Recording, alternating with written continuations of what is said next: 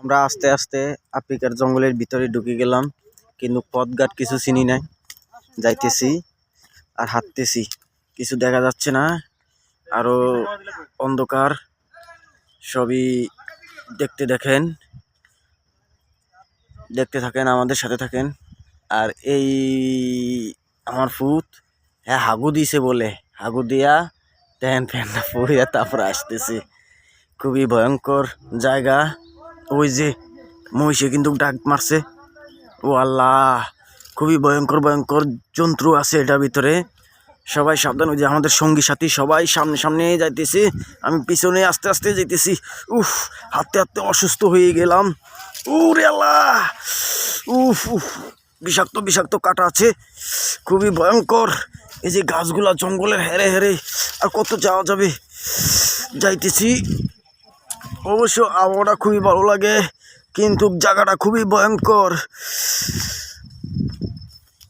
দেখেন, ভয়ঙ্কর। ওই যে আমাদের সঙ্গী সাথীরা সবাই অসুস্থ হয়ে যায়, দুর্বল হয়ে যায়। আস্তে আস্তে সবাই আস্তে হাঁটো। এই যে ও হাঁটতে এই সঙ্গী সাথী অনেক ক্লান্ত হয়ে গেছে। খুব ক্লান্ত, এখন আর কিছু বলতে পারছি না। হ্যাঁ, এখনো কোনো পথে কোনো নির্দিষ্ট পাওয়া যাচ্ছে না। বিশাল বড় বড় গাছ দেখা যাচ্ছে এই ভয়ঙ্কর জঙ্গলে।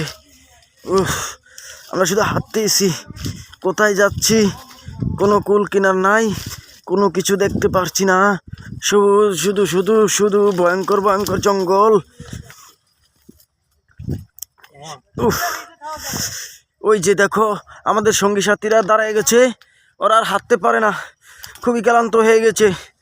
আর আমাদের ভিডিওটা শুরু থেকে শেষ পর্যন্ত দেখবেন, আরও মজার জিনিস দেখবেন পাবেন, আমরা দেখাতে থাকবো।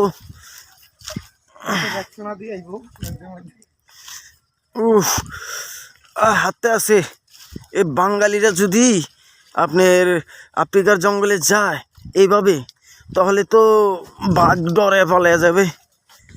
পশু পাখি খুবই ভয়ঙ্কর। যাইতেছি কোনো কিছু। ওরে ভাই,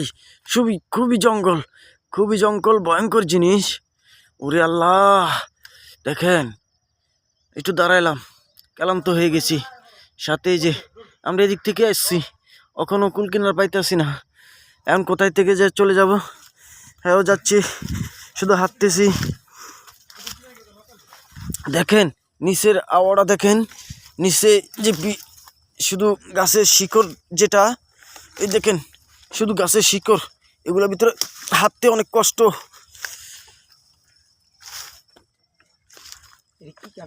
ওরে বিষাক্ত কাটা আছে।